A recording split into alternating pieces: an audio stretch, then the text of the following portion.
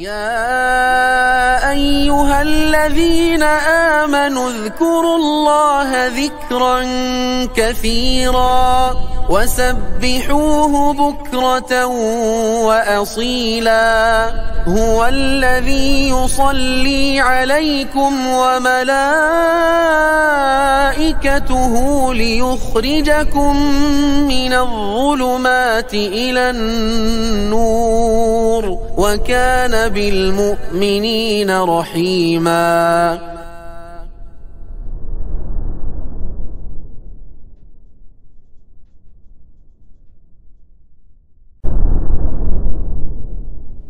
Bismillahirrahmanirrahim. Assalamualaikum warahmatullahi wabarakatuh. Innal hamdalillah nahmaduhu wa nasta'inuhu wa nastaghfiruh wa na'udzu billahi min shururi anfusina wa sayyiati a'malina may yahdihillahu fala mudilla lahu wa may yudlil fala hadiya lahu. Asyhadu an la ilaha illallah wahdahu la syarika lahu wa asyhadu anna Muhammadan 'abduhu wa rasuluhu la nabiyya ba'dahu. يا أيها الذين آمنوا اتقوا الله حق تقاته ولا تموتن إلا وأنتم مسلمون.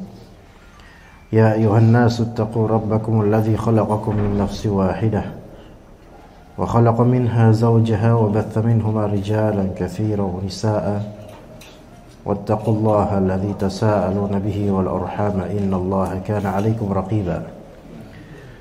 يا أيها الذين آمنوا اتقوا الله وقولوا قولا سديدا يصلح لكم أعمالكم ويغفر لكم ذنوبكم ومن يطع الله ورسوله فقد فاز فوزا عظيما. فإن أصدق الحديث كتاب الله وخير الهدي هدي محمد صلى الله عليه وسلم وشر الأمور محدثاتها وكل محدثة بدعة wa kullu bid'atin dhalalah wa kullu dhalalatin finnar. Amma ba'd. Biiznillah ta'ala kita melanjutkan kajian kitab Mukhtasar Minhaj Al-Qasidin, yang mana kitab ini dikaryakan pada awalnya oleh Imam Al-Ghazali dalam Ihya Ulumuddin, kemudian diringkas dan ditambahkan sedikit oleh Ibnul Jauzi menjadi Minhaj Al-Qasidin, kemudian diringkas kembali oleh Najmuddin Ibnu Qudamah Al-Maqdisi menjadi Mukhtasar Minhaj Al-Qasidin dan ditambahi sedikit oleh beliau. Ini kitab Mukhtasar Minhaj Al-Qasidin, kita masih di pembahasan adab pencari ilmu, pengajar dan penyakit-penyakit ilmu, yang mana kita judulkan pada kali ini yaitu Afat al-ilm, penyakit ilmu, dan juga penyakit yang ada di sebagian penuntut ilmu. Kita mulai dari kalimat di terjemahannya yaitu as-salaf mendahulukan ilmu di atas segala sesuatu. Dan Anda juga akan membacakan versi Arabiknya insyaallah. Taib, dikatakan oleh Ibnu Qudamah, Najmuddin Ibnu Qudamah rahimahullah, wa qad kana as-salafu yu'thiruna al-ilma ala kulli syai'. As-salaf yaitu salafus salih, orang di generasi pertama Islam, yaitu generasi sahabat, tabi'in dan tabi'ut tabi'in. Namun kemudian kita dapat di kalimat berikutnya diriwayatkan dari Imam Ahmad. Katanya di sini as-salaf, salaf mendahulukan ilmu, lebih memprioritaskan ilmu di atas segala sesuatu. Tetapi kok beliau mengambil sampelnya Imam Ahmad. Sementara Imam Ahmad itu wafat pada tahun 241 Hijriah. Ya, jadi Imam Ahmad wafat pada tahun 241 Hijriah. Dan tidak ada tabi'ut tabi'in yang wafat di tahun sekian itu. Ya, rata-rata tabi'ut tabi'in tidak mencapai 200 Hijriah. Berarti Imam Ahmad ini tentu bukan tabi'ut tabi'in. Imam Syafi'i saja bukan termasuk tabi'ut tabi'in. Padahal Imam Syafi'i lahir tahun 150 Hijriah. Lalu bagaimana dengan penyebutan salaf di sini? Maka perlu dipahami, disebutkan oleh sebagian dari ulama kita, ulama Ahlus Sunnah. Ketahuilah as-salaf itu memiliki dua makna. Ketika disebutkan salaf, maka ada dua makna. Yaitu makna pertama dari segi tinjauan qarn, yaitu zaman. Makna kedua dari tinjauan manhaj. Ya. Kalau dari tinjauan zaman atau generasi, maka ketika disebut salaf, yaitu sebagaimana yang disebut oleh Nabi SAW, khairul nasi qarni. Ya, dalam riwayat lain khairul quruni qarni. Salah satu dari lafal ini riwayatnya dhaif ya. Tapi salah satunya sahih. Sebaik-baik manusia adalah, atau sebaik-baik generasi adalah generasiku, yaitu generasi sahabat, kata Nabi SAW. Thummal ladzina yalunahum, yaitu generasi setelahnya, yaitu tabi'in. Thummal ladzina yalunahum, yaitu setelah tabi'in, tabi'ut tabi'in. Maka ini yang dimaksud salaf dari segi qarn dan zaman. Maka ketika disebutkan salafus saleh, itu bisa bermakna yang ini, gitu loh. Bisa bermakna yang ini, yaitu 3 generasi pertama dalam Islam, yang mana keumuman mereka saleh. Keumuman mereka saleh, terutama sekali sahabat, yang mana ijma' ulama Ahlus Sunnah menyebutkan bahwasanya para sahabat adil, semuanya thiqah. Meskipun ada beberapa sahabat yang memiliki kasus dari segi fikih, pelanggaran dan seterusnya, tidak menurunkan derajat thiqahnya mereka dan keadilan mereka. Taib. Kemudian yang kedua, makna kedua dari salaf, yaitu tinjauan dari salaf dari tinjauan manhaj, dari tinjauan tariqah fid din, yaitu cara beragama. Maka salaf dari segi yang kedua ini maknanya adalah semua yang mengikuti jejak 3 generasi pertama, baik dari segi akidah, dari segi fiqih, dan dari segi suluk. Ya, dari segi akidah masuk ke dalam manhaj, dari segi keyakinan hati, qalbu, manhaj, akidah, dan dari segi fiqih yaitu peribadatan. Dan juga segala yang berkaitan dengan fikih. Dan yang ketiga dari segi suluk, yaitu akhlak, as-sair, ya, yaitu akhlak, cara beragama, sikap. Maka ini semua ketika mengikuti salafus saleh, 3 generasi pertama, maka disebut salaf juga. Salaf bin nisbati ila al-manhaj, gitu loh. Maka kalau dikatakan ada orang salaf, ya, di zaman sekarang orang-orang salaf begini-begini, itu kalimat yang sahih bagi yang memahaminya. Namun sebagian dari orang enggak paham dengan hal seperti ini, pembagian dan taksimat, yaitu klasifikasi ini, banyak orang enggak paham. Jangankan ya orang-orang yang tidak ternisbatkan kepada salafi, yang ternisbatkan kepada salafi saja boleh jadi maklumat barusan baru kita ketahui sekarang. Ini maklumat ini juga dituturkan oleh Syekh Muhammad bin Shalih Al-Utsaimin dalam kitab beliau, yaitu Syarah Fathi Rabbil Bariyah bi Talkhisil Hamawiyah. Ya, beliau menyebutkan faedah ini, bahwasanya salaf secara makna ada 2 tinjauan. Tinjauan pertama tinjauan zaman dan generasi. Maka itu yang dimaksudkan adalah sahabat, tabi'in, tabi'ut tabi'in, dan itu yang masyhur. Namun lafal as-salaf juga dimutlakkan pada tinjauan kedua, yaitu siapapun yang mengikuti tata cara berakidah, beragama dan bersikapnya sahabat, tabi'in, tabi'ut tabi'in, mereka adalah orang-orang salaf meskipun awam. Nah, sekarang sebagian dari orang yang mereka sebenarnya tidak suka dengan salafiyin atau ahlus sunnah, mereka kadang mengkerdilkan dan menjelekkan sebagian dari kita ketika mengatakan ustadz salaf, Ustaz salaf berarti udah mati dong, karena kan ustaz salaf itu berarti di zaman tabi'in atau sahabat.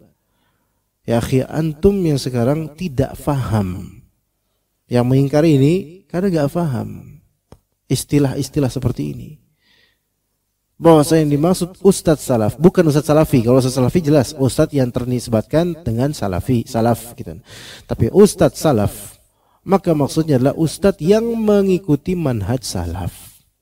Ustaz sunnah bukan ustaz sunni. Ustaz sunnah artinya ustaz yang mengikuti manhaj sunnah. Ya udah gitu, gampang.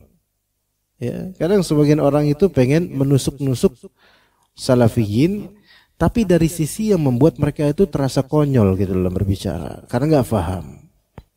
Betapa banyaknya orang itu mengkritisi karena nggak paham. Karena almaru adu jahlih, gitu. Seseorang itu adalah musuh kebodohannya sendiri, gitu loh.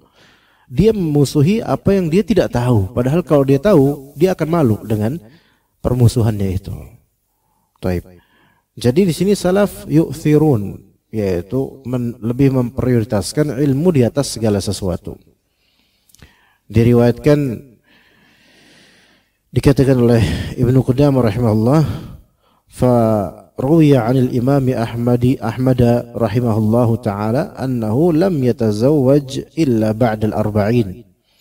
Diriwayatkan dari Imam Ahmad bahwa beliau baru menikah di atas umur 40 tahun. Taib, apakah ini merupakan hal yang menjadi sunnah muttaba'ah yang layak untuk diikuti? Maka kita katakan tidak untuk sekarang.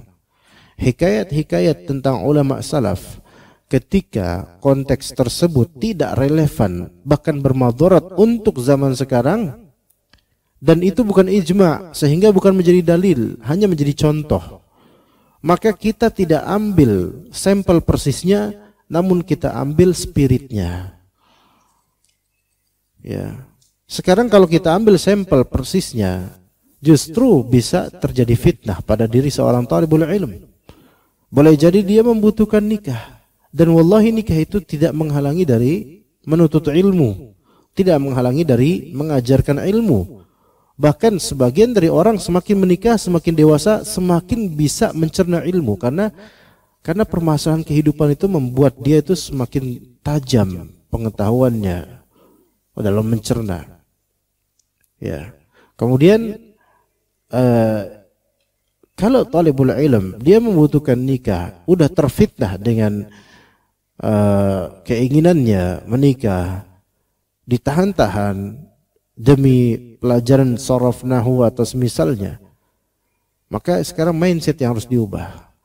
Menikah itu tidak menghalangi dari menuntut ilmu, karena menikah itu ibadah. Bahkan menikah adalah pengamalan terhadap ilmu sebenarnya. Memang kalau seseorang ingin bertafarrugh dengan ilmu, yaitu fokus di ilmu, kalau bisa jangan nikah dulu. Nah kalau tahu begitu, kalau bisa jangan kenal aww dulu. Udah kenal cowok aja. Nanti homo dong, ya jangan juga gitu loh. Terus gimana? Ya udah fokus istighal bil ilm aja khalas. Menyibukkan diri di ilmu saja. Berarti harus di lingkungan yang memang eksklusif untuk ilmu. Kalau di lingkungan pasaran, masyarakat, ya susah. Karena keluar sedikit Indomaret, kasirnya aww. Ya, nyari ini ketemu aww maning. Keluar tukang parkirnya sebagian aww juga. Kan repot. Jadi kelihatan perempuan di mana-mana sekarang. Makanya khalas nikahlah sana. Tapi kalau nikah saya nanti enggak nuntut ilmu, enggak. Seseorang itu ketika memang basic defaultnya dia suka dengan ilmu, mau dia nikah istri 4 pun dia nuntut ilmu. Beneran. Tapi enggak kebayang tuh, enggak kebayang karena ente enggak ngelakuin, coba ngelakuin, insyaallah. Ya hancur, ya insyaallah. Insyaallah enggak, ya kalau orang itu kalau dilihat dari memang bujangnya dari awalnya suka dengan ilmu, dia itu mau sibuk apapun akan kembali nuntut ilmu insyaallah. Dan sebaliknya orang yang kalau emang defaultnya dia anti ilmu, pengennya main game terus, mau gimana pun, bahkan bujang pun tetap aja dia nggak bakal nuntut ilmu gitu loh. Jadi nikah itu bukan suatu penghalang dalam menuntut ilmu di zaman sekarang. Adapun di zaman ketika memang para ulama hadis itu mereka memiliki banyak safar, maka wajar mereka ada yang baru 40 tahun baru 40 tahun menikah. Karena untuk menikah ketika itu di usia belia, sementara di usia seharusnya banyak safar untuk menuntut ilmu, ini nggak bisa, berat. Beda dengan sekarang, nuntut ilmu itu nggak mesti harus safar.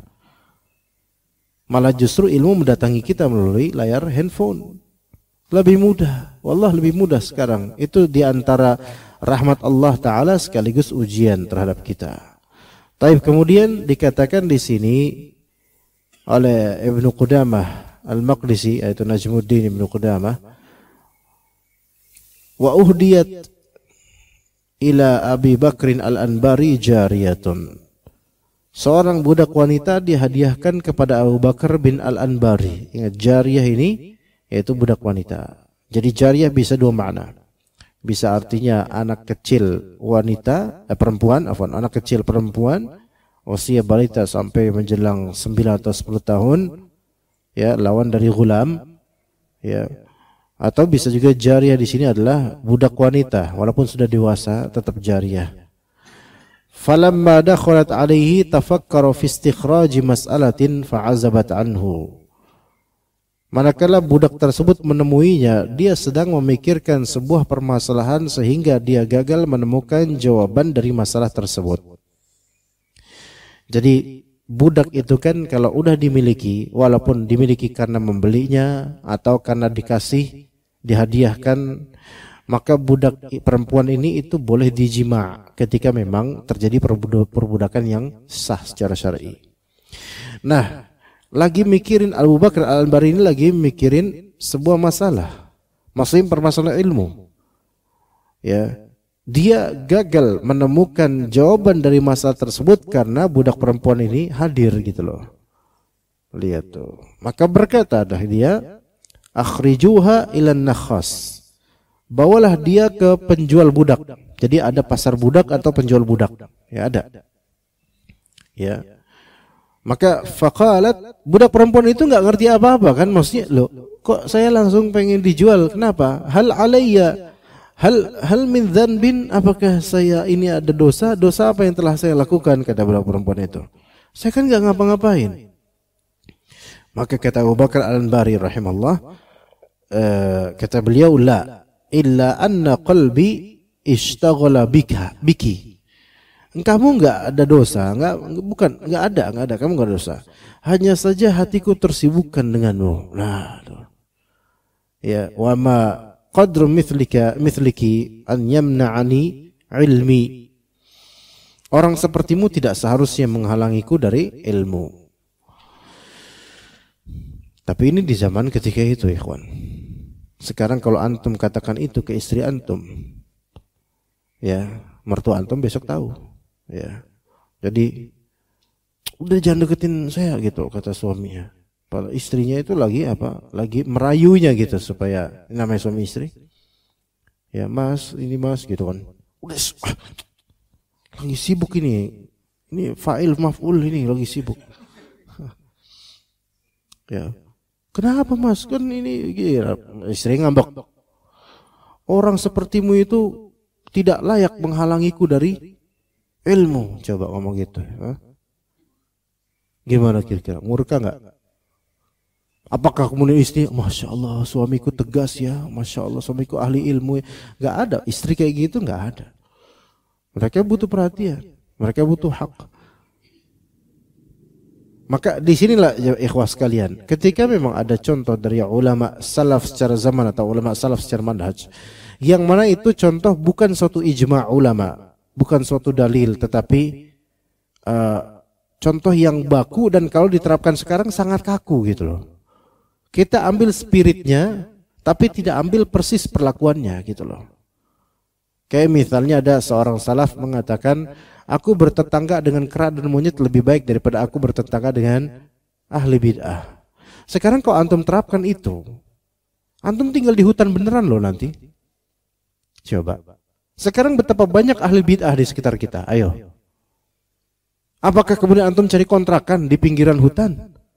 Ya enggak gitu kan. Kita enggak mengambil persisnya. Tapi kita ambil spiritnya, maknanya yaitu bahwasanya kita berusaha menghindari ahli bid'ah gitu loh. Kita berusaha menjauhi bid'ah dan pelakunya, itu maknanya.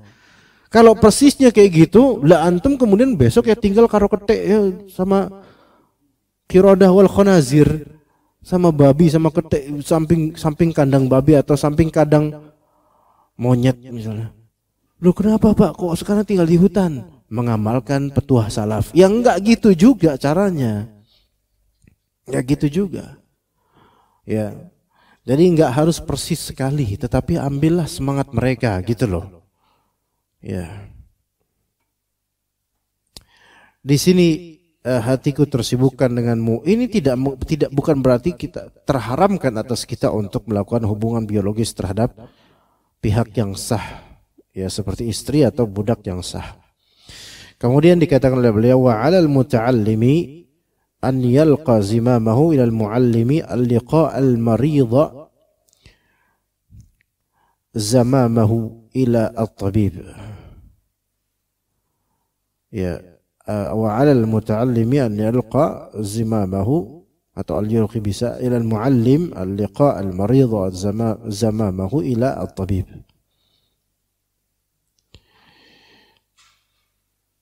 Fayatawaddu'a lahu wa yubaligha fi khidmatih.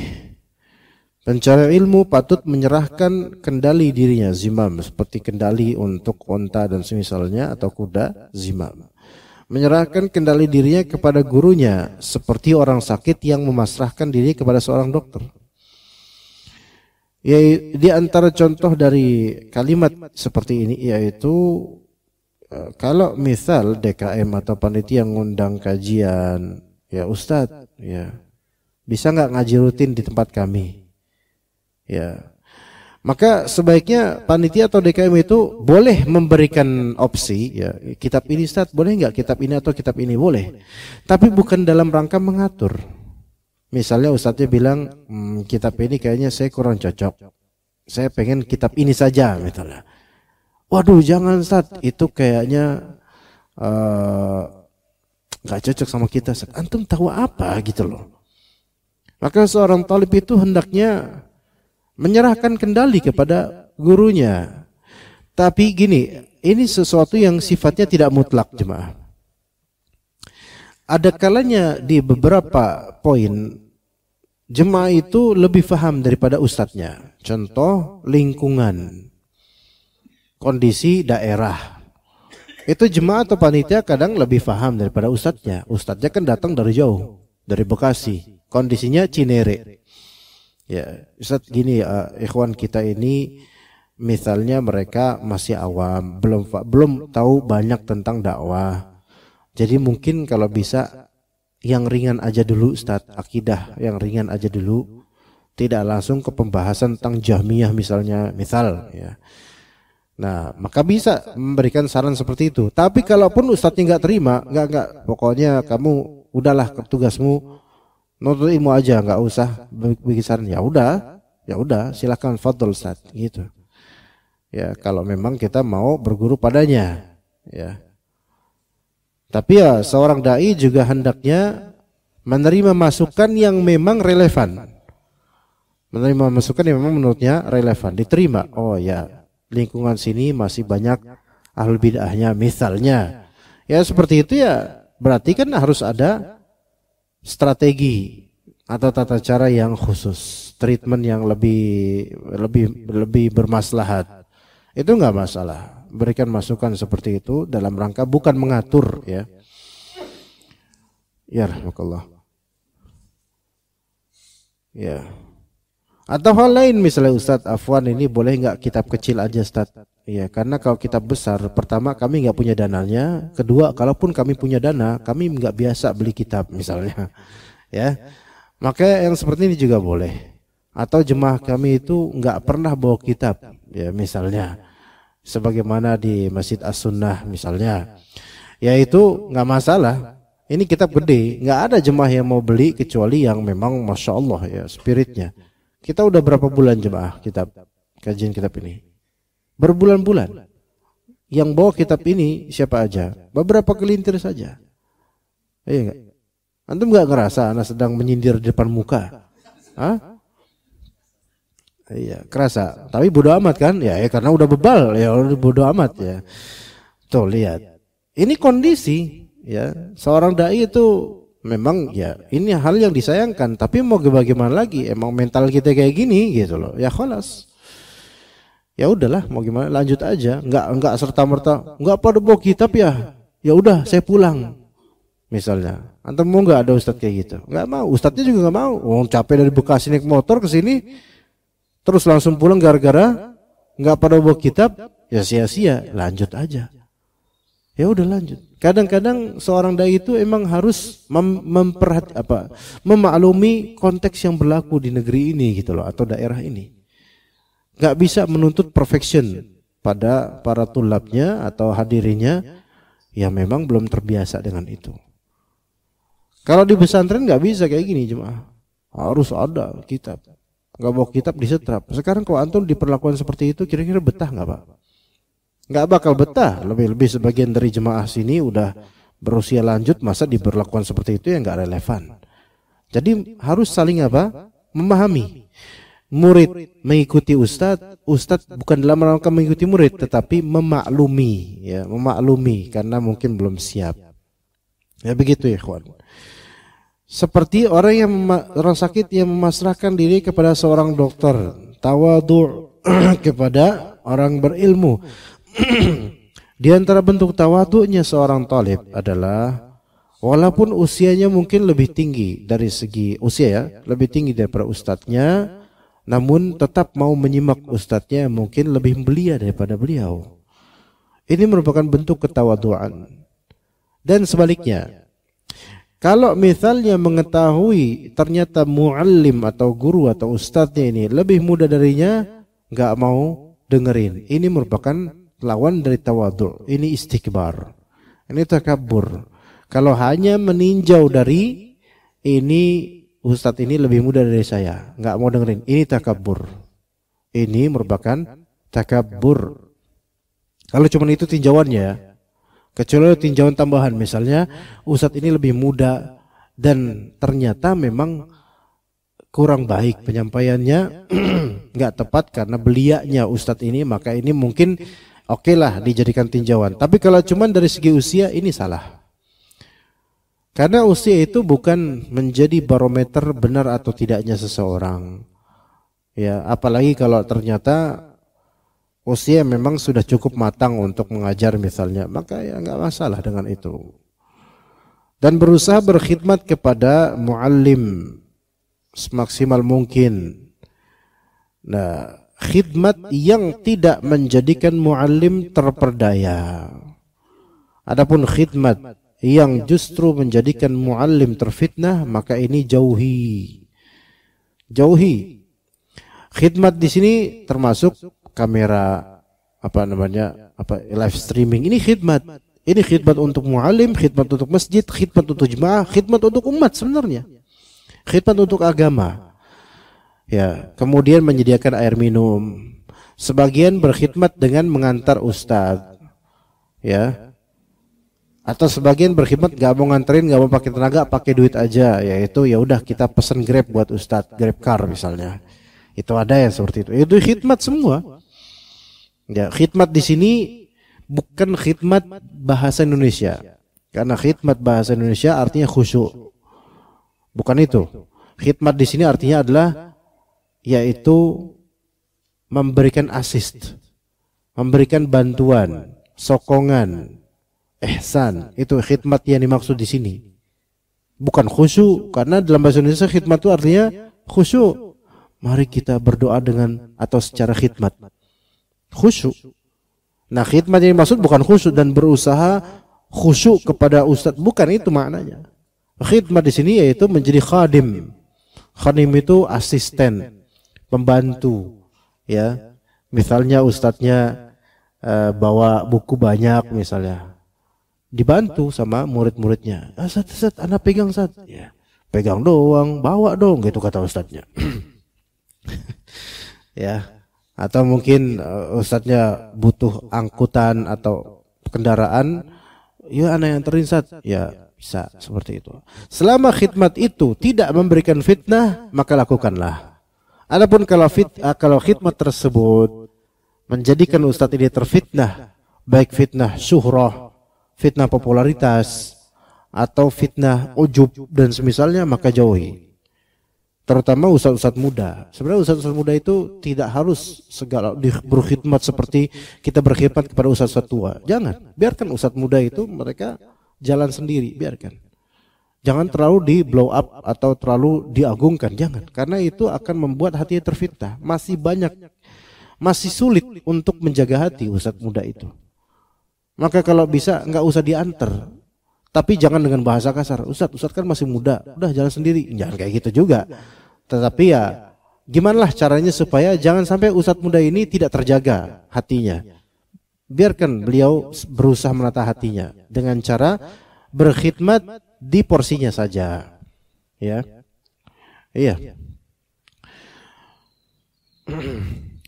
Kemudian semaksimal mungkin. Kemudian Ibnu Abbas di sini dikatakan Ibnu Abbas radhiyallahu anhuma. Dikatakan di sini waqad kana Ibnu Abbasin radhiyallahu anhuma ya'khudhu bi rikabi Zaid bin Thabit radhiyallahu anhu wa yaqul hakadha umirna an naf'ala bil ulama. Ibnu Abbas ini sahabat belia, memegang pijakan pelana tunggangan Zaid bin Thabit. Sambil berkata, seperti inilah kita diperintahkan untuk memperlakukan para ulama. Jadi pijakan pelana tunggangan Zaid bin Thabit. Jadi ada pijakannya dipegang supaya stabil ya untuk Zaid bin Thabit naik radhiyallahu anhu. Maka hakadha umirna an naf'al bil ulama, kata Ibnu Abbas. Beginilah kami diperintahkan untuk memberikan treatment kepada orang berilmu seperti ini gitu loh.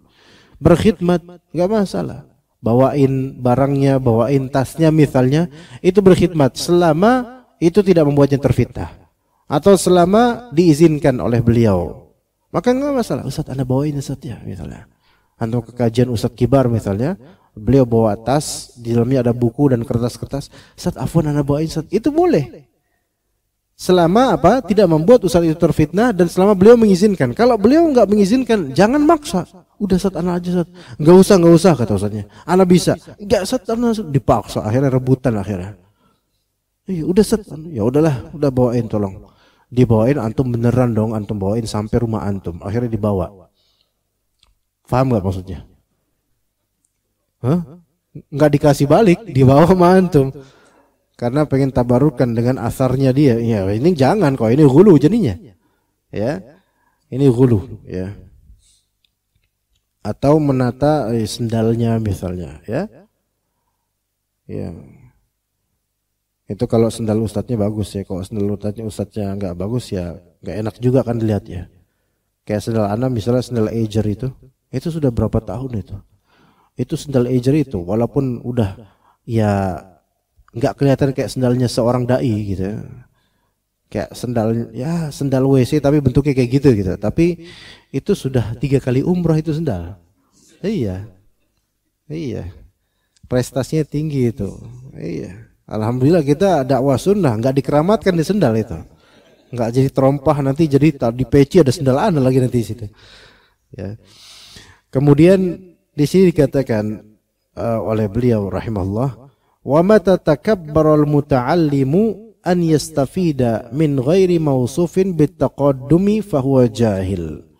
Bila seorang penuntut ilmu bertakabbur, yaitu menyombongkan diri, yaitu takabbaru an yastafida min ghairi mausufin bitaqaddum, enggan mengambil ilmu dari orang yang belum memiliki popularitas keunggulan. Nah, ini terjemahannya ya. Tapi gini, jadi muta'allim ini yaitu orang penuntut ilmu ini tidak mau mengambil faedah dari orang yang ghairu mausufin bitaqaddum, tidak terdeskripsikan dengan kemajuan. Apa maksudnya? Gini loh, ini bisa maknanya bersayap. Orang atau seorang alim yang ghairu mausuf bitaqaddum yaitu bisa maknanya yaitu orang ini masih kolot. Ini berilmu tapi kolot gitu loh, atau yaitu misal ini dai tua ini nggak ngerti zaman sekarang. Paham nggak maksudnya? Jadi ini dai tua, nggak ngerti perkembangan zaman sekarang. Saya nggak mau berguru pada dai tua seperti ini. Maka ini sombong. Ngerti nggak maksudnya ya kan? Yaitu taqaddum di sini maksudnya yaitu taqaddum, apa Indonesianya? Maju gitu loh, kemajuan. Ada dai yang memang sifatnya kolot karena tua gitu loh. Ya, konservatif gitu loh karena tua. Jadi kadang sebagian dai tua ini memang belum begitu terbuka akan kemajuan zaman ini misalnya. Nah, kita ini nggak mau berguru pada dai tua ini padahal berilmu gitu loh. Nggak mau berguru padanya karena apa? Beliau apa yang beliau tahu tentang zaman sekarang gitu kan.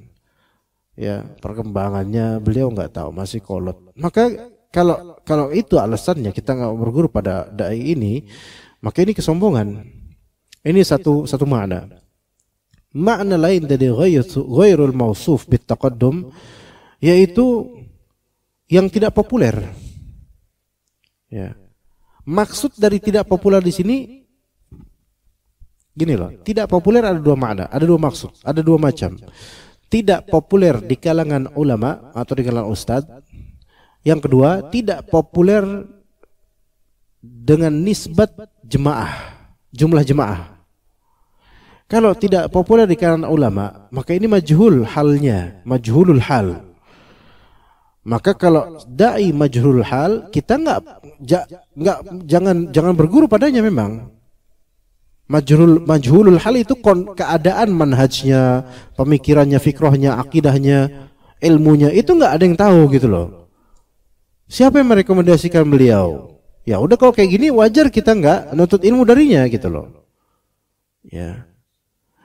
Majhulul hal ini berarti nggak dikenal oleh ahli ilmu lainnya. Nah, status sebagai gelar sebagai LC atau MA bahkan doktor itu tidak menghapus status majhulul hal.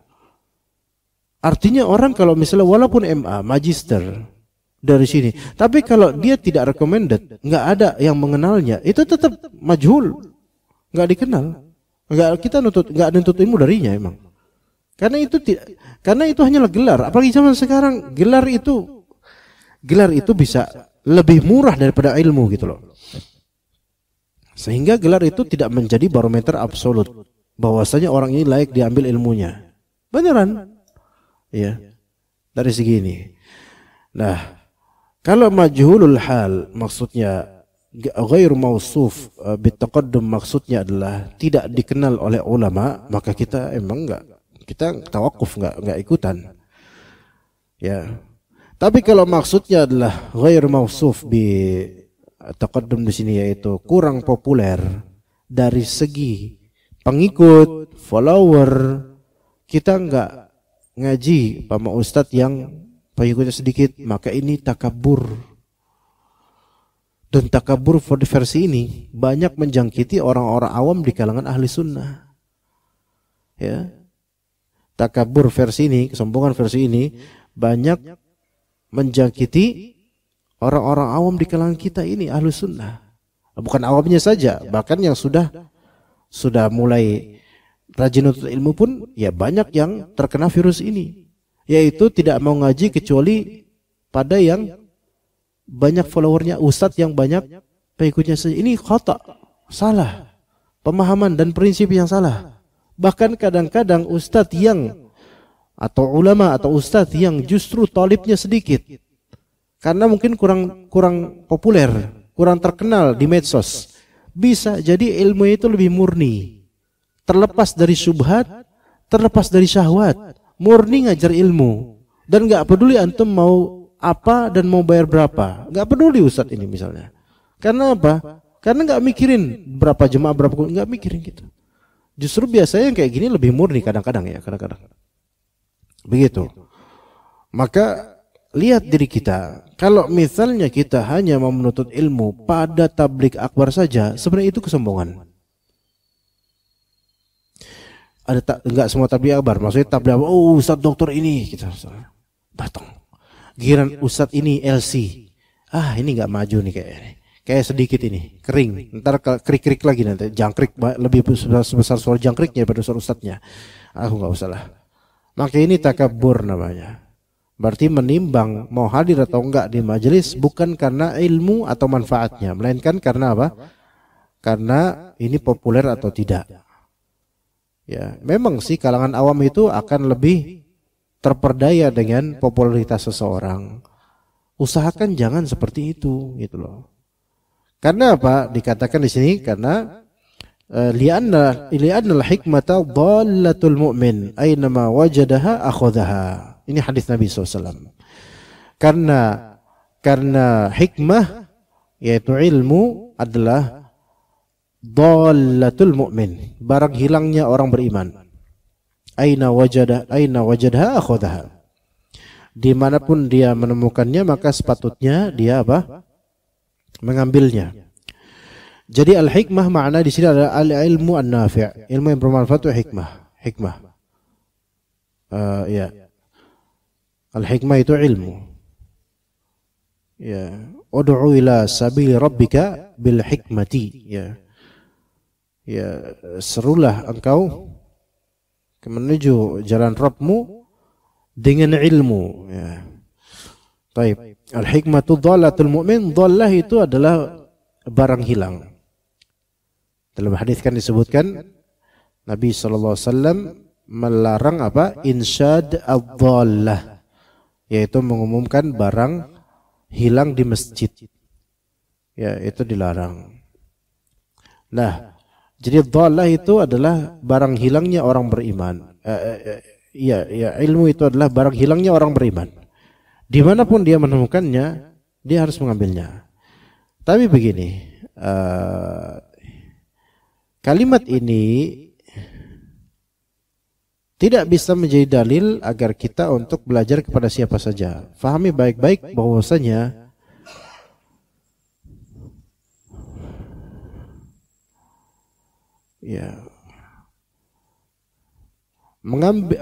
mencari ilmu dari seseorang itu tidak sama dengan mendapatkan atau menerima ilmu dari seseorang. Ya, karena mencari itu berarti ada niatan mencari darinya. Sementara menerima itu belum tentu ada niatan mencari, tapi nerima aja gitu. Gini loh. Mencari ilmu, ya, menuntut ilmu tidak boleh dari sembarang orang. Adapun menerima kebenaran itu wajib dari siapapun itu, bahkan dari iblis sekalipun. Ini beda. Antum nggak bisa mencari ilmu dari iblis. Tapi ketika iblis bilang benar, antum ambil kebenaran itu. Bagian benarnya aja gitu loh. Ya. Bisa dipahami gak cuma? Antum datang ke majelis ini kan mencari ilmu. Gitu. Oke. Yang datang mungkin dai atau ustadz yang antum tahu sepak terjangnya di bidang ilmu. Dan dikenal juga oleh beberapa orang yang berilmu. Khalas, cari ilmu sama itu. Tapi ketika ada seorang tukang cilok lewat, apakah layak antum cari ilmu syar'i? Ilmu misalnya antum cari ilmu tentang fikih muamalah dari tukang cilok. Fikih muamalah. Bang, Kang Cilok, hukum dropship itu apa? Kang Cilok bingung. Saya tahunya terigu doang, ini tanya, nggak tahu saya Pak. Ini yang bahlul siapa? Pertama tukang cilok emang udah bahlul, misalnya nggak tahu tentang itu. Tapi yang lebih bahlul di sini adalah orang, ya kok nyari ilmu di dia. Siapa yang merekomendasikan tukang cilok ini untuk mengajarkan ilmu? Antum ngapain nyari di dia? Berarti mencari ilmu tidak dari sembarang pihak, tapi menerima kebenaran dari pihak manapun harus diterima. Itu bedanya, ikhwan. Jangan disamakan dua ini dengan mengatakan kita harus nyari ilmu dari siapapun. Salah. Terutama beberapa orang itu, ya itu kita harus mengkomparasikan antara dai-dai. Nggak boleh kita dari satu pihak, dari satu manhaj saja.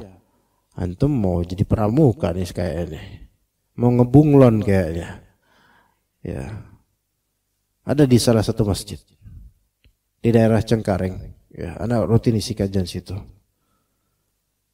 Ya, dibilang masjid sunnah bukan, tapi berusaha menuju sunnah insyaallah karena milik ormas sebenarnya.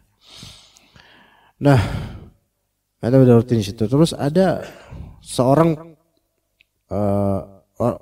orang besarnya masjid itulah, apa ya namanya, pembina atau apalah itu. Beliau orang politikus, ya. Jadi ada poli sama tikus, yang jadi oleh politikus, salah satu partai besar lah ya. Nah, beliau ikut kajian, alhamdulillah. Ana respect dari segi hormat kepada beliau karena lebih tua dan juga beliau juga seorang ustadz gitu loh. Maksudnya diustadkan minimal di partainya lah gitu loh. Ya, walaupun kalau beliau isi kajian, ana yakin nggak ada yang datang gitu. Tapi insya Allah beliau ada spirit ke Islam, membela Islam dan semisalnya. Ya antum tahulah yang seperti ini. Ya ada kebaikannya, namun ada hal yang perlu dikritisi juga dari beliau. Setelah kajian beliau minta nomor HP ana. Ana udah curiga nih. Ngapain nih minta HP ana? Nomor HP ngapain? Kalau beliau pengen beli dagangan ana, alhamdulillah sih. Tapi kalau ini mau ada apa-apa ya. Akhirnya mulai beliau perkenalan gini, ana tahu Pak, alhamdulillah ana tahu beliau, ana tahu kebiasaan beliau. Mulai kemudian men-share beberapa kajian-kajian dari dai-dai yang kita nggak mencari ilmu dari dai-dai seperti ini. Ini Ustaz afwan, ada mungkin saran tolong disimak sampai habis Ustaz. Ini beliau ya misalnya Ustadz Fulan ya yang orator ya, yang orator ulung ya, itu berbicara tentang bid'ah misalnya. Ini saat beliau berbicara tentang bid'ah mungkin bisa sebagai saran bisa disimak baik-baik sebagai wacana gitu. Artinya beliau tuh pengen ana ini menyampaikan materi tidak berdasarkan satu arah saja gitu loh. Kalau bisa ulama-ulama yang versi beliau itu juga disimak. Sebenarnya ana pengen ana kasih link ulama-ulama kibar Saudi gitu loh. Nih antum juga apa? Coba tolong simak ini. Ana pengen kayak gitu, cuman jangan karena justru ketika kita lawan itu malah menyumbat dakwah nanti. Karena beliau orang besar di masjid itu. Lihat di sini kita harus menimbang masalah madarat gitu loh. Kalau ana lawan, sebenarnya ana lawan pun ana yakin beliau kalah. Dari segi penjelasan. Ya, ini Pak. Ya, ana ada beberapa link yang lebih banyak daripada antum misalnya. Ini ulama kibar Saudi internasional, ana nggak biasa dengan yang nasional misalnya. Ana cuma peci doang nasional, tapi pikiran internasional misalnya gitu kan sombong ya dia. Ya, akhirnya apa? Mungkin beliau tersinggung. Akhirnya kajian-kajian sunnah di situ mungkin akan disumbat, ditutup, atau difitnah lah minimal. Yang kena ya ustadz-ustadz kita juga. Ini harus di treatment dengan baik. Ana bilang syukron Pak gitu. Akhirnya beliau afwan. Akhirnya beliau minta maaf kan? Afwan. Tuh minta maaf ya malah. Afwan gitu. Abis itu udah nggak ngasih link aja, nggak ngasih link. Sebelumnya beliau ngasih link, ana cuekin. Ternyata besoknya ngasih link lagi. Kayak nggak puas nih. Syukron Pak. Afwan. Udah abis itu selesai. Alhamdulillah nggak ngasih link lagi. Jadi harus disyukronin dulu supaya beliau minta maaf sama ana. Iya. Ya begitu. Ya, seperti itu ya, kawan. Di sini pelajaran kita nggak bisa mengambil ilmu dari seseorang yang hanya karena popularitas di tengah masyarakat doang. Kalau cuma popularitas orator, popularitas karena jubahnya bagus, popularitas karena hanya bela Islam, tapi kalau ilmunya itu nggak recommended, maka enggak. Tapi kalau orang-orang ini berkata benar, kita wajib mengatakan itu benar. Dari itu sikap insaf Syekhul Islam Ibnu Taimiyah itu mengajarkan itu di kitab-kitabnya. Seorang yang insaf itu adalah yang jika mendengar perkataan benar dia katakan itu benar. Jika mendengar perkataan salah dikatakan itu salah. Dan jika perkataan itu mujmal itu ambigu, bersayap, bisa berpotensi syubhat, bisa berpotensi hak, maka dia tidak langsung katakan iya, tidak langsung katakan tidak, melainkan dia tabayun. Apa maksud dari kalimat ini? Begitu jemaah. Baik, jadi ketika hikmah ini adalah barang hilang, ilmu ini adalah barang hilang dari seorang mukmin, dimanapun dia menemukannya maka sepatutnya dia mengambilnya. Lihat, aina ma wajada akhadha, aina wajadaha, menemukannya. Lihat, menemukannya. Menemukan ilmu beda dengan mencari ilmu. Karena mencari itu berarti ada niatan awal dan ada effort, usaha untuk mendapatkannya. Adapun kalau menemukan, itu kadang-kadang kita nggak ada niatan nyari ilmu, dapat aja gitu ilmu. Gimana? Paham nggak coba? Beda aja. Hah? Bisa dipahami nggak? Kalau misalnya antum lagi ngobrol sama tukang ojek misalnya, Gojek ya, kan biasanya ngajak ngobrol tuh dia. Ya, dari mana Pak? Ya gitu kan, saya nanya. Lah, kan pas lagi dibonceng gitu kan, dari mana Pak? Gitu kata tukang ojek. Antum jawabnya apa kalau ditanya gitu, ikhwan? Lah kan tadi udah ada titiknya. Kok nanya dari mana? Ya dari situlah gitu. Basa-basi padahal ya. Maksudnya asalnya dari mana Pak? Ngomong. Ya. Kemudian mungkin dia memberikan info, ya. Itu gini-gini, info tentang kenyataan atau ilmu, suatu ilmu. Ya, kalau antum dengerin, oh benar. Antum kan enggak bermaksud untuk mencari ilmu darinya. Tapi dia memberikan faedah. Ambillah faedah itu kalau itu benar. Begitu. Ya, kadang-kadang untuk urusan ini kita nggak bisa meremehkan orang. Kadang orang benar, iblis aja kadang-kadang benar. Coba diantara benernya iblis apa? Rabbi fa'anzirni ila yaumi yub'atsun. Rabbi fa'anzirni ila yaumi yub'atsun. Wahai Tuhanku, wahai Rabbku, tangguhkanlah aku hidup sampai mereka dibangkitkan. Selamanya aku hidup. Gitu. Mana sisi benarnya? Cuma satu kata doang. Rabbi, udah itu doang. Sisanya batil semua. Tapi kita ambil di sini benarnya, yaitu apa? Rabbi, yaitu bahwa iblis aja, doa aja minta sama Allah. Ini orang-orang minta doa sama mayit. Ini bahlulnya lebih dari iblis ini kayak orang ini. Iblis aja mintanya sama Allah kok, Rabbi, wahai Rabbku, wahai Tuhanku. Lah ini sebagian, wahai Sayyidi Abu siapa? Siapa namanya itu? Abdul Qadir Jailani dan seterusnya, malah mintanya kepada mayit gitu. Maka ini ya antum ini sama iblis malah kalah antum klasemennya. Ya iblis aja minta langsung sama Allah, walaupun habis itu batil. Fa'anzirni ila yaumi yub'atsun, ini batil. Ya. Karena iblis itu minta keabadian. Ya Allah, tangguhkanlah kematianku sampai mereka dibangkitkan. Berarti kan kiamat iblis enggak mati. Itu loh permintaan iblis gitu loh. Tapi Allah tidak kabulkan. Fa innaka minal munzarin ila yaumi waqtil ma'lum. Engkau ditangguhkan tapi sampai kiamat. Itu untuk iblis saja. Dari iblis saja ada faedah loh. Kita ambil bagian faedah itu saja, tapi sisanya kita buang. Ini disebut apa? Ini disebut apa? Ambil yang baik dan buang yang buruk ketika apa? Ketika mendapatkan kebaikan. Jadi ambil yang baik, buang yang buruk itu tidak boleh diterapkan di mencari ilmu. Tapi boleh diterapkan di menerima ilmu. Ketika ilmu bisa datang dari mana aja. Itu baru boleh antum filter. Tapi ketika antum mencari ilmu, itu harus pada pihak yang memang layak untuk menjadi guru antum. Begitu. Itu bedanya, ikhwan.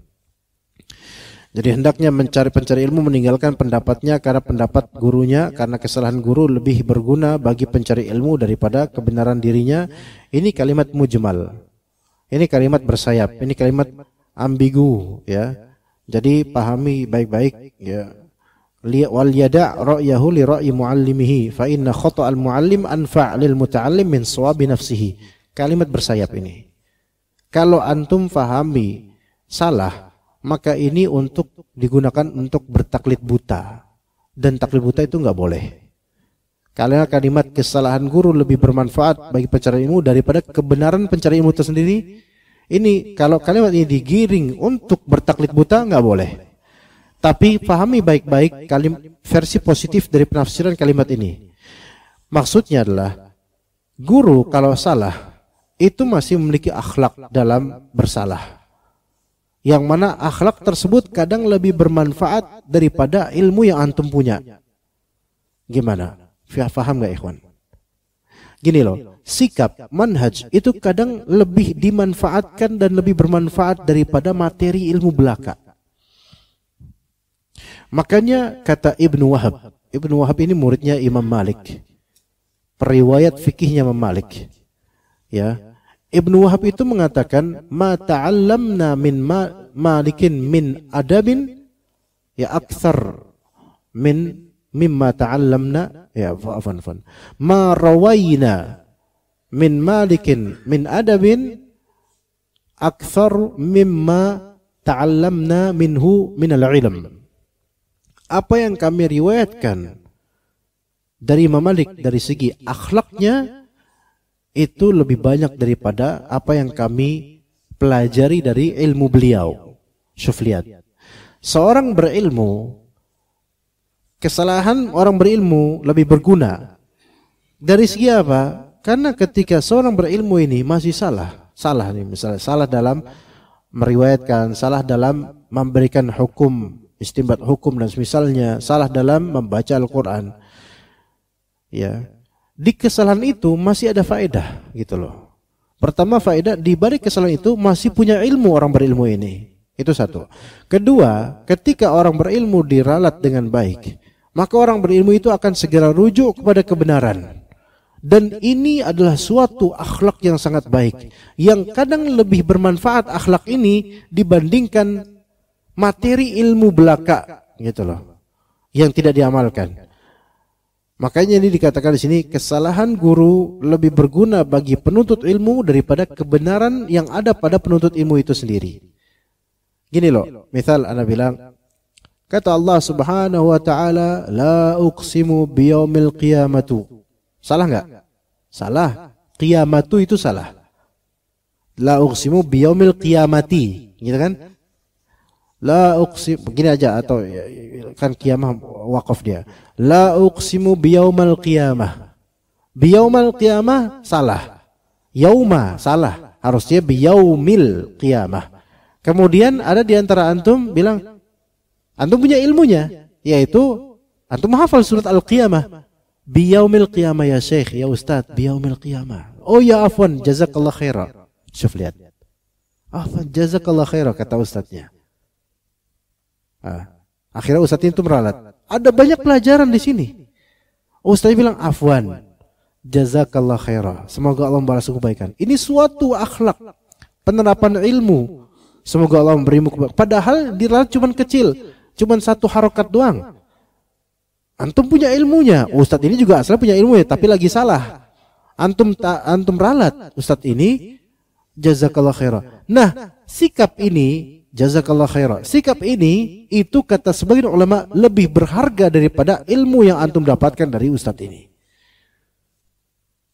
Jadi adab itu sendiri merupakan suatu ilmu yang lebih dari materi ilmu, karena akhlak itu adalah praktek langsung terhadap ilmu.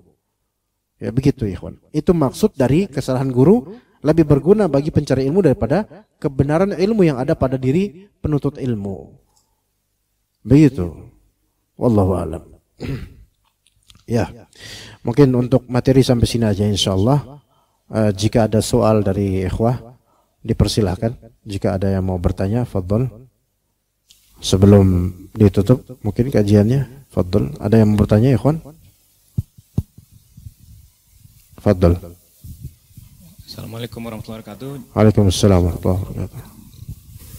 Jazakallah khair atas ilmunya, Pak Ustaz. Jazakumullah khair.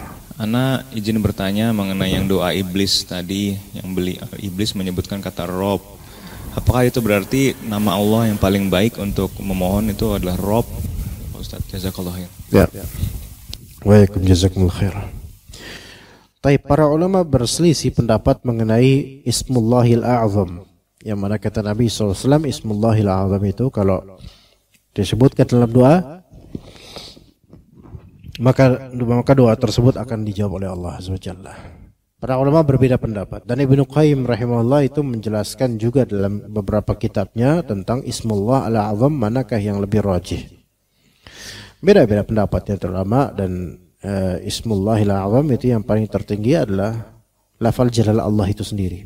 Itu yang lebih tepat. Kemudian kedua, Al-Hayyu Al-Qayyum. Sebagian juga mengatakan Rabb. Ya. Nah, lalu tadi pertanyaannya apakah perkataan Iblis Rabbi fa'anzirni ila yaumi ba'atsun itu menunjukkan bahwasanya Rabb itu adalah nama Allah yang tertinggi untuk menjadikan doa semakin berkualitas? Kita katakan iya. Di sini ana pribadi lebih condong ke pendapat disebut Ismullah Al-Azam, itu lafal jalla Allah itu sendiri. Itu lebih kuat bagi ana ya. Dan itu tidak menafikan bahwasanya lafal jalalah nama Allah Ar-Rabb dan Al-Hayyu Al-Qayyum itu juga menguatkan doa kita. Sehingga iblis pun memakainya gitu loh.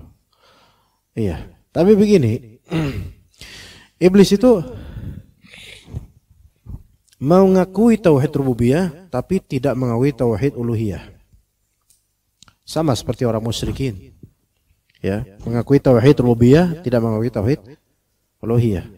Ini faedah berikutnya yang tidak ada pada pertanyaan antum. Maka iblis memilih Rabbi, tidak memilih Allahumma. Kenapa? Karena Rabbana dan Allahumma itu maknanya sama, wahai Tuhan kami, wahai semacam. Maknanya itu menyeru kepada Allah, minta kepada Allah. Itu. Tetapi makna hakiki dari lafal Allahumma dan Rabbana itu beda. Allah itu kan Allahumma berarti ya Allah, Rabbana berarti ya Rabbana, ya Rabb. Ketika kita mengatakan Allahumma atau ya Allah, maka berarti di situ ada pengakuan bahwasanya Allah adalah sesembahan kita, ilah. Karena Allah itu lafal mustaq dari, yaitu aliha ya'lahu, artinya abada ya'budu. Jadi Allah Ta'ala maknanya adalah yang disembah. Allah maknanya adalah yang disembah. Rabb maknanya adalah yang menciptakan, yang memberi rezeki. Itu maknanya. Iblis mengakui Allah Ta'ala itu yang menciptakan, yang memberi rezeki. Tapi iblis tidak mengakui Allah sebagai sesembahan. Faham tak? Itu makna Allah.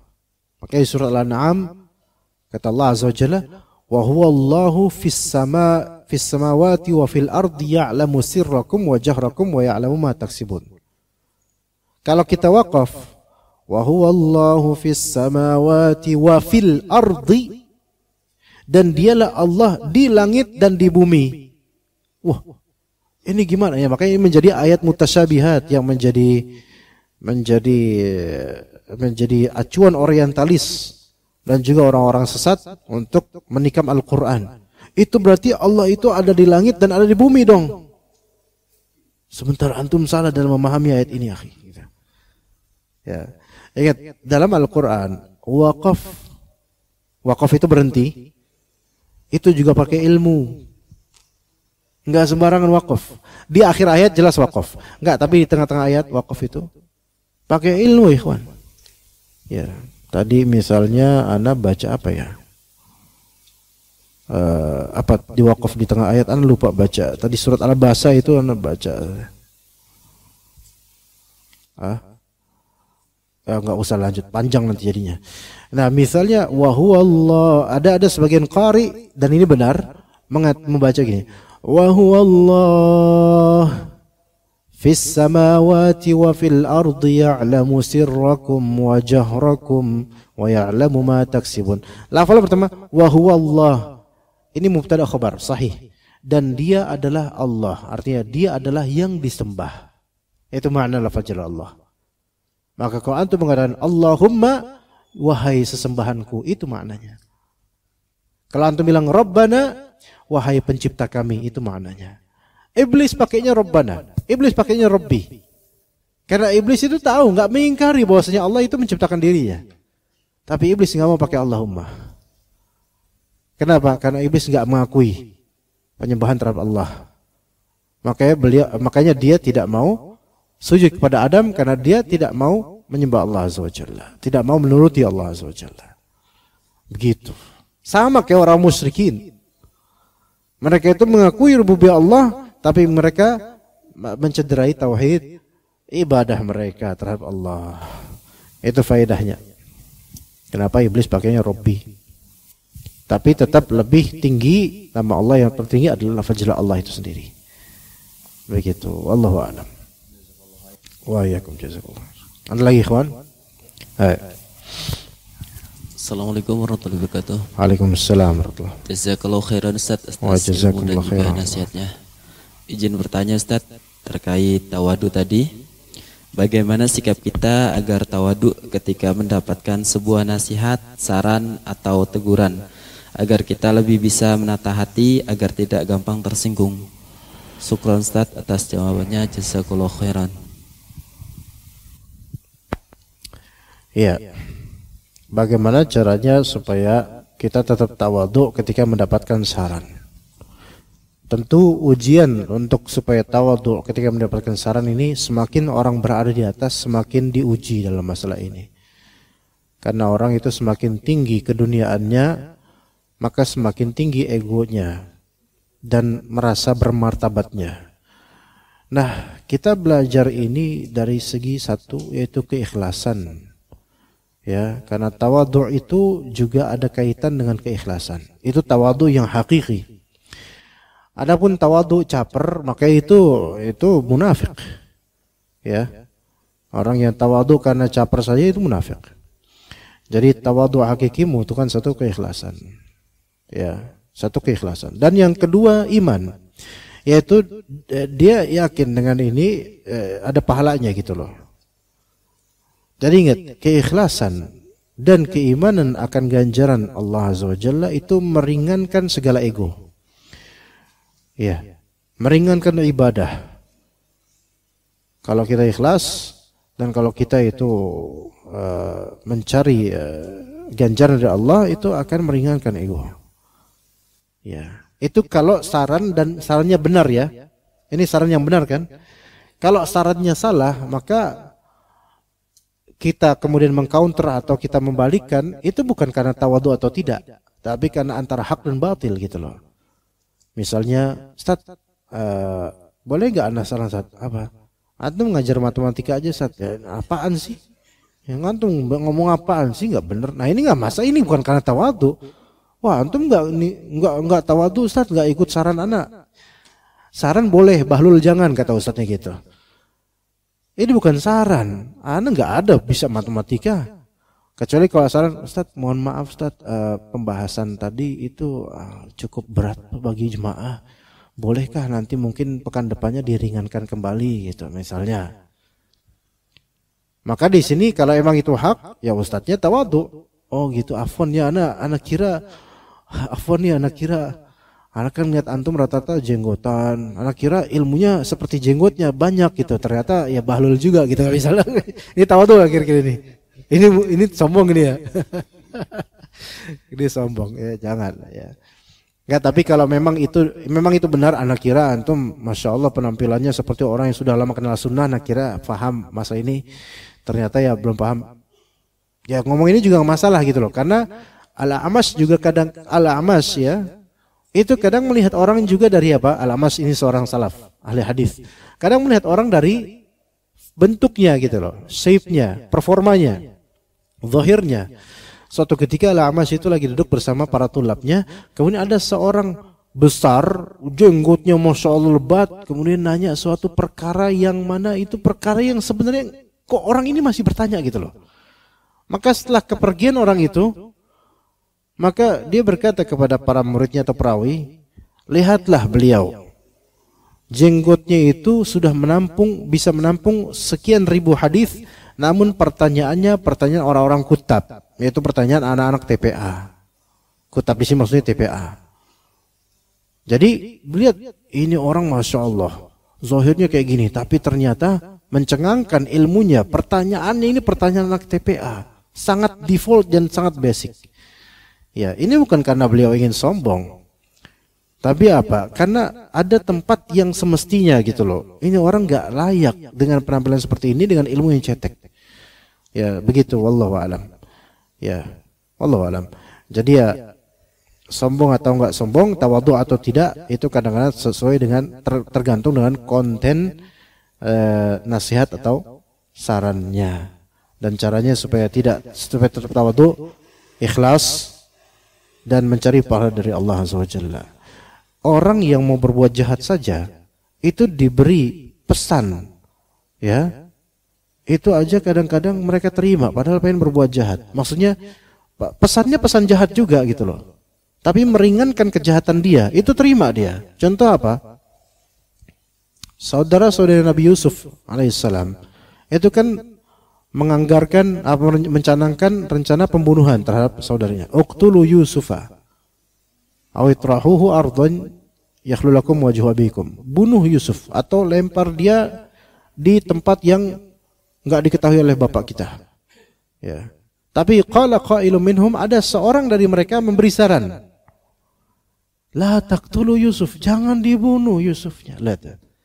Tadinya udah ya Yusuf, ada yang menetralisir, jangan dibunuh. Padahal semuanya sama-sama jahat ini. Sama penjahat kemudian apa? Ketika itu menyarankan jangan terlalu jahat lah gitu loh. Ya. Ini aja masukin, cemplungin ke sumur. Jahat enggak kira-kira itu? Ya jahat lah, antum sendiri enggak mau kan anak gituin. Dicemplungin ke sumur. Walqu fi ghayabatil jub. Cemplungin ke sumur yang gelap, yaltaqithu ba'du sayyarah, nanti bakal ada kafilah yang akan memungutnya ketika nyari air. Kan naik tuh Yusuf. Ya. Jadi mereka udah mencanangkan itu. Akhirnya oh ya benar juga. Dan itu kejahatan yang kemudian bertambah. Yaitu fa'asarruh bid'ah. Ketika ditemukan, wah ada gulam ini, Masya Allah gitu kan. Orang ini gak kenal. Maka saudara-saudara Nabi Yusuf kemudian menjualnya. Wasyarauhu, menjual Nabi Yusuf dijual loh, saudara sendiri, adiknya sendiri dijual loh, bayangin loh. Dan itu masih belum balik lagi. Bitsamanin bakhsin, udah gitu dengan harga yang murah, dijualnya harga murah. Padahal ini bukan budak, ini orang merdeka. Nabi pula nanti jadinya. Juga ditambahin darahim ma'dudah, beberapa dirham. Dirham itu kan perak ya kan. Dinar itu emas, dirham udah perak, ma'dudah bisa kehitung lagi berapa. Jadi sangat murah. Lihat ya. Tapi ketika mereka itu diberi saran jangan bunuh Yusuf, mereka terima. Masa orang baik diberi saran malah nggak terima? Orang jahat aja diberi saran aja terima gitu loh ya. Kenapa? Karena mereka ikhlas. Ikhlas apanya? Ikhlas pengen nyelakain Yusuf gitu loh, gitu loh. Orang kalau misalnya emang ikhlas pengen yang penting tujuan ya, maka dia menerima saran apa aja. Kita itu kalau ikhlas pengen ke tujuan Allah, sebenarnya saran apa aja masuk gitu loh. Tapi kalau kita ada ego sendiri, tujuannya bukan Allah, berbelit jadinya. Ya begitu. Kayaknya udah panas ini hari ini. Ya, jadi kayaknya udah siangan, jadi kita cukup sampai sini aja. Jazakumullah khairal jaza. Wa sallallahu ala nabiyyina Muhammadin wa ala alihi wa sahbihi ajma'in. Subhanakallahumma bihamdika asyhadu an la ilaha illa anta astaghfiruka wa atubu ilaik. Wassalamualaikum warahmatullahi wabarakatuh.